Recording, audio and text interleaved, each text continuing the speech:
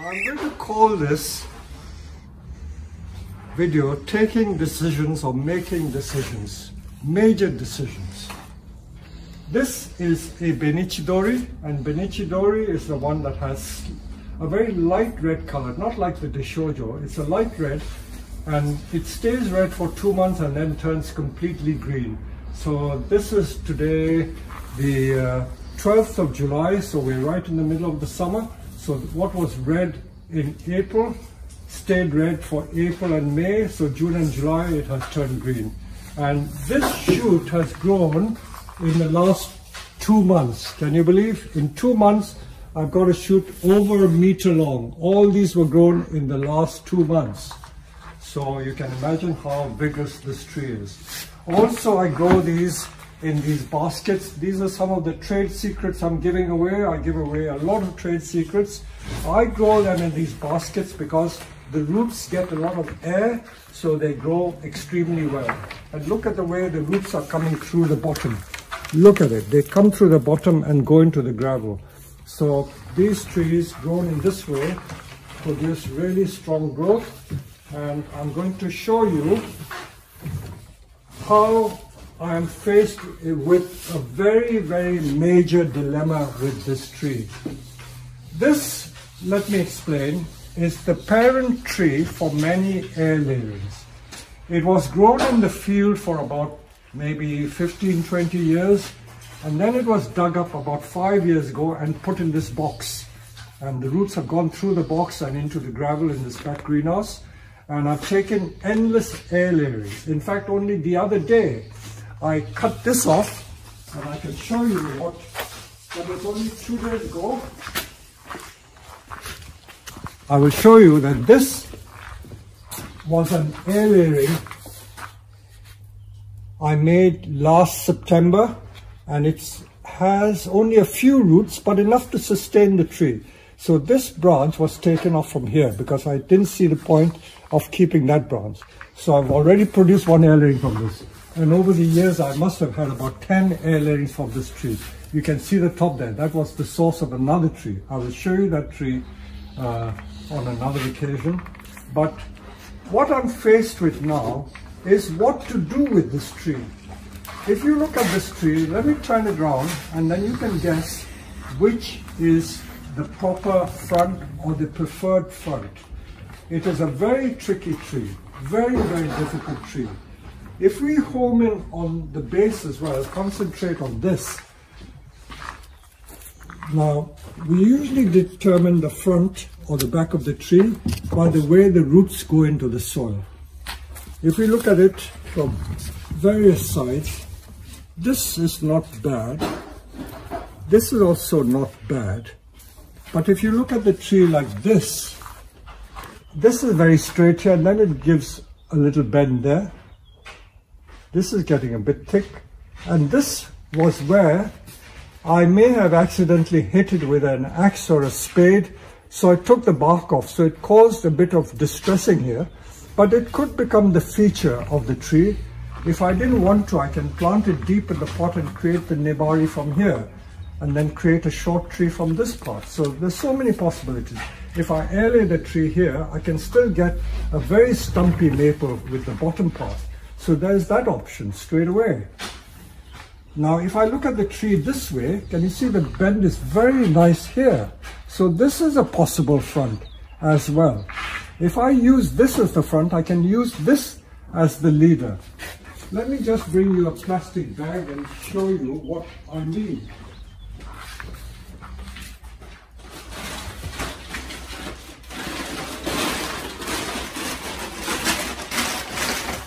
Now let us do the famous Pretty Chan's bag trick. So if I were to do my bag trick, that means keep the tree short and make this the leader. I would get this very beautiful curve here, and that will become the leader, and we will hang the branches from here.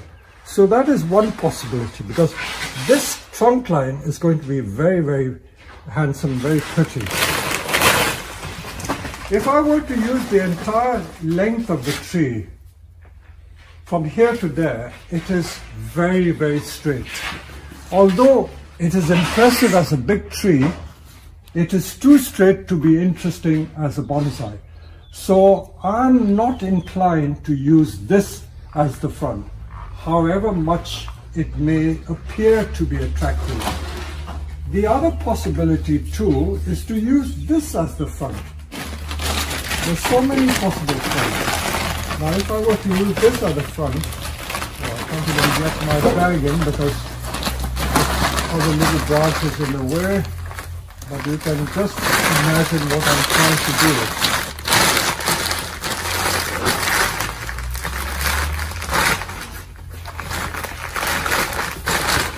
That is what I'm trying to do. Make a short tree with this as the base. This root is quite nice there, and it's got the bend here and there, and this is going to be a short bonsai. So that is possible as well. And then I can aerate the tree. I don't want to waste it, so I can aerate the top. So that is one possibility. Now this side is a bit straight, although it hides the scar. Not so interesting, and that is very straight. Because Benichidori is such a vigorous species, if you let it go in the field, they just shoot up straight. So using this as a leader or this as a leader, these are my two preferred options. So what I do, I haven't decided yet, but I will decide sometime. I don't think this is an interesting option. That could also be a leader, but I don't think somehow it may be interesting. So the choice is between this one as a leader, in which case I will keep this and then chop it there and make another bonsai from here, aerate from this way all the way up. Or if I use this as the leader, I can aerate the top and make an interesting tree using this as the leader. So, although I can take quick decisions, I'm faced with so many dilemmas. What to do? Either use the entire length and produce a large tree, but not that interesting. It would be interesting in the spring when it has color, but nothing else. And then the choice is making this the front, using this as the leader, and using this as the leader. A very, very difficult decision. Very difficult decision. If I use this as the leader, that scar gives it a slight inverse taper here. So they may not be so nice looking from here. Looking from here may be more interesting. There's a nice short stumpy tree and aerate the top. Or the other thing would be to just sell it as it is to someone for them to take the decision. But you're looking at quite a lot of money even for a tree this size without doing further work. If I didn't want to do much, I can just trim the tree back. In fact, let me do it just for the heck of it. I don't want it to go that long.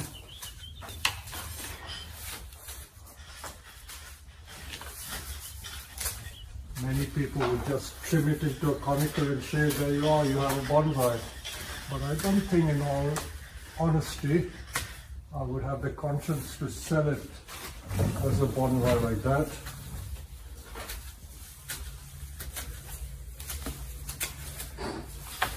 At least I keep it tidy, because if I leave it unchecked, I will run out of space in this big back greenhouse. This also should be cut off.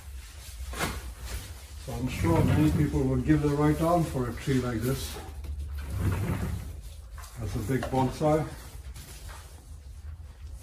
There's still the option, you know, to use the whole thing to make a big bonsai. But this is very ugly. This is ugly. That is not interesting at all. And this side is not interesting because of this defect here. That really is like an inverse taper. So what do I do?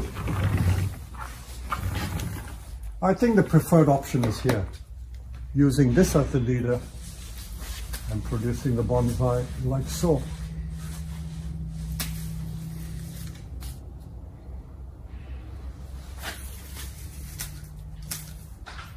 So that is going to be the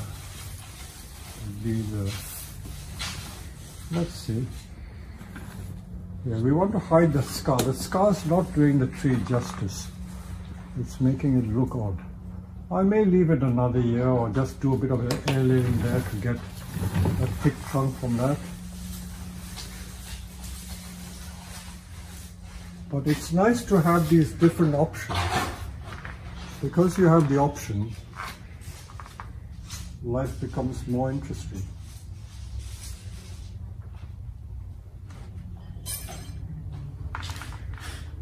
I'm still wondering what to do.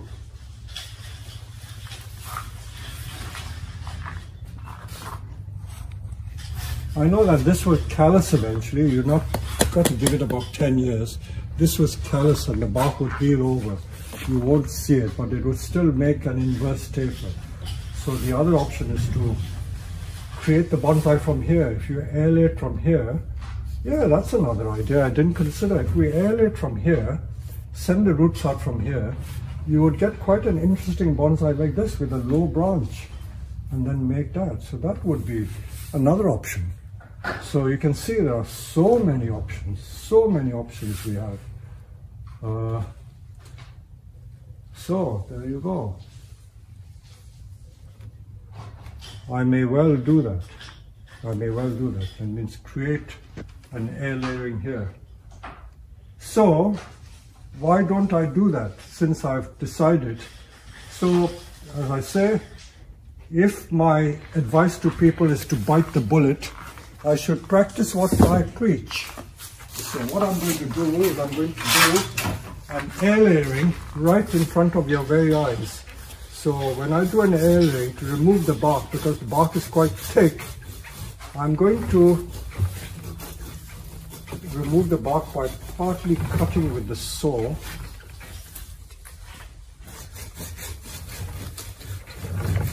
I can bet you anything that within a year I will get roots. In fact, I will watch the progression. You never know. By the autumn even, it could send out a few roots. In case you think I'm chopping the tree off, I'm not. I'm just removing the bark. Because a kitchen knife wouldn't be strong enough to do it.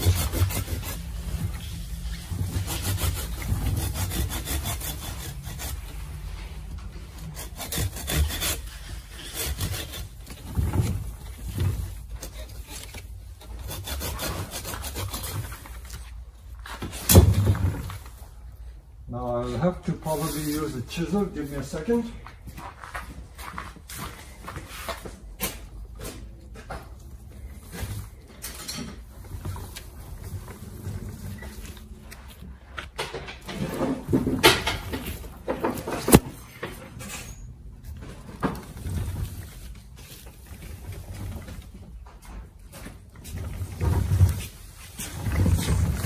So to remove the bark, because this is an old tree, I'm going to use a bit of the chisel. People who are fairly new to bonsai and have never made an air layering, they often wonder how deep to take the bark off. If you remove too much and remove the cambium, this air layering will die. If you don't remove enough, it will not root.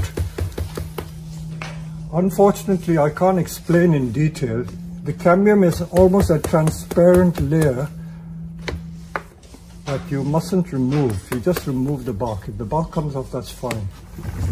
Normally with a penknife or little kitchen paring knife, you will be able to remove the bark. But because this is such an aged tree, I'm removing the bark with this chisel.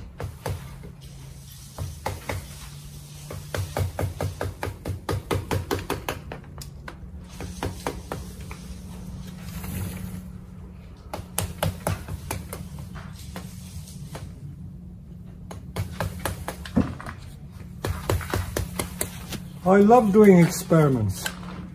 because of my scientific or engineering background, experiments excite me. Let's try something and see what happens. You never know. This is how inventions are created.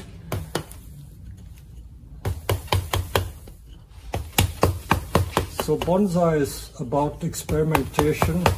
It's an adventure in so many senses of the word. Okay, now that we've done it, the roots will come from the top part, so I'm just going to score it a little bit. Scoring, this is a little trick I was taught by an apple grower. If you score the bark, it encourages roots to come out from where you scored it. So this is a little trick that not many people will tell you about. Another important trade secret I'm giving away. Why am I giving away so many trade secrets? I'm a fool, maybe. Or am I not? So I've scored the bark, and I'm going to apply the hormone rooting powder.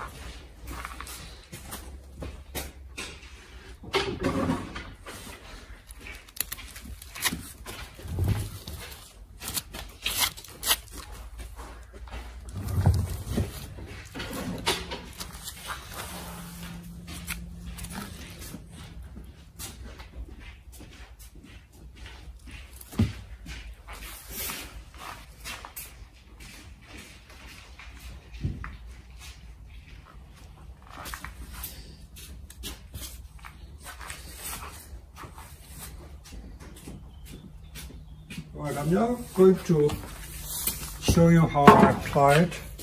I apply it with a wet brush. This is hormone rooting powder, or IBA powder, indolyl butyric acid.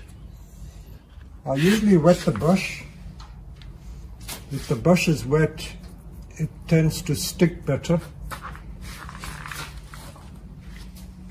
You can use any sort of brush, paint brush or whatever.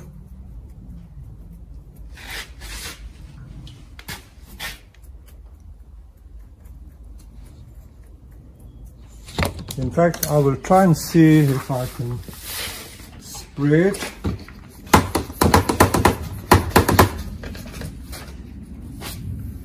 Just to wet the surface, just to make the hormone powder stick.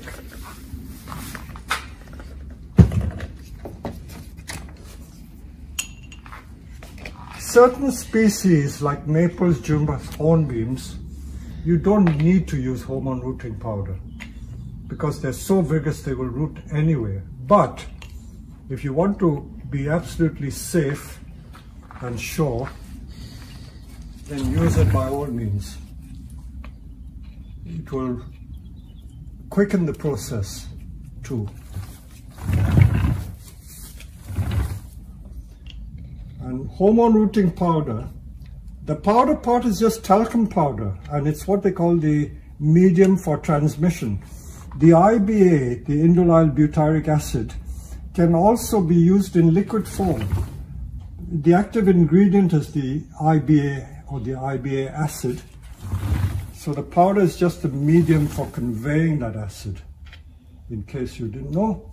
So that is plenty powder there. And now I'm going to get a plastic bag.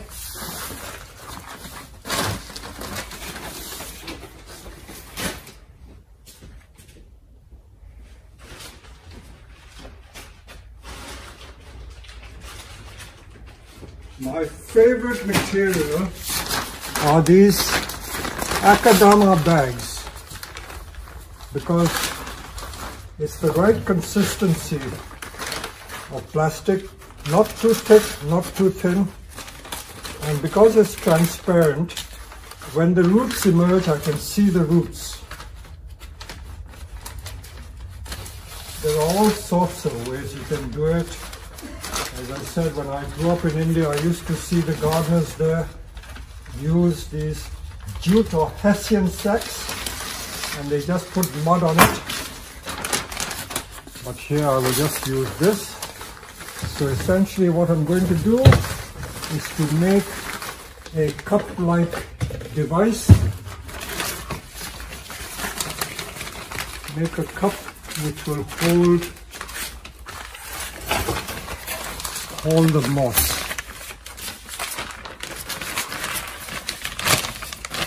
You just got to improvise. If the trunk is thick, you will need a bigger piece of plastic.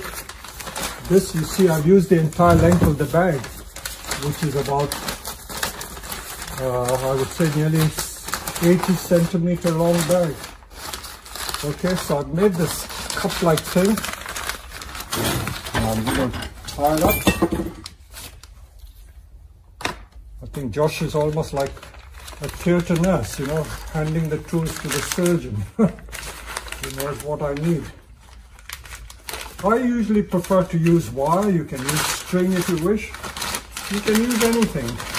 As I say, another of my famous sayings, there is no right and a wrong way. There's just a different way. Everyone can do it in their own preferred way. You can devise little methods. And now this is the famous sphagnum moss. I still buy it from New Zealand, but I was told that very soon the New Zealand government is not going to allow this to be exported, so I'm going to be in a bit of a difficulty. I know in my local ponds behind the nursery in the Waimea Lake, there is this stuff growing. I could ask the owner of the pond to let me collect it, because sometimes the moss gets in the way and becomes a nuisance. Like my pondweed, that becomes a nuisance. By the way, I can always use pondweed. Anything which is organic and a soft, airy medium can be used.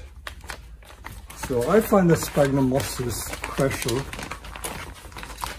but as I said, you can use anything.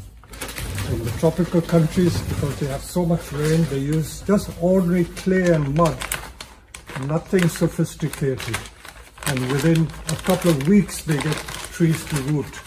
I remember seeing these gardeners grow these mango trees from air layerings, or guti as they call it. My Indian viewers will understand what guti means. Air layering. So that's a nice big bag. And I'm going to continue growing it in here. So now, because I want to keep these lower branches, you notice I didn't cut this off because I'm going to get like a twin trunk or multi-trunk tree from it. So I'm keeping these low branches because this is going to be an invaluable part of the tree design.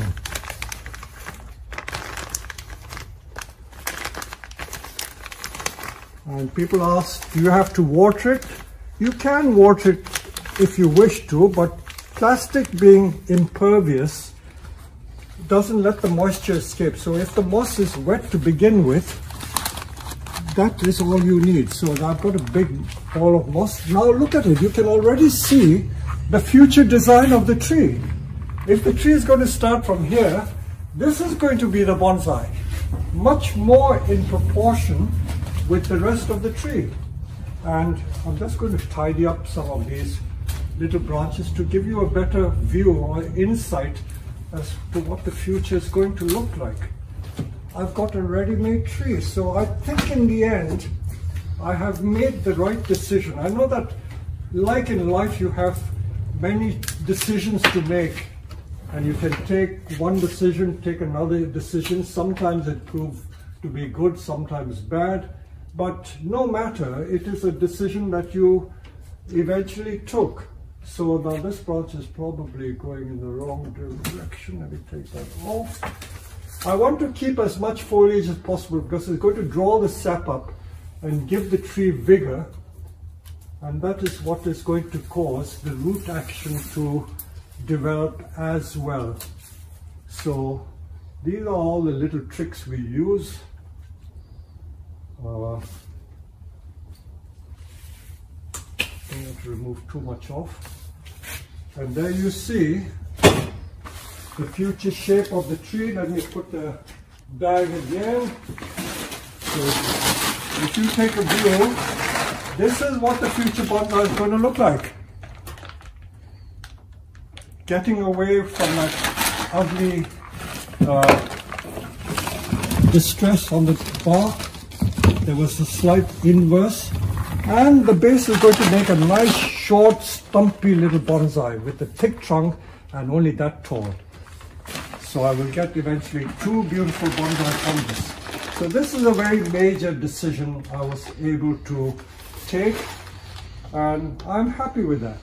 I'm very happy with that. And I hope you've enjoyed this video.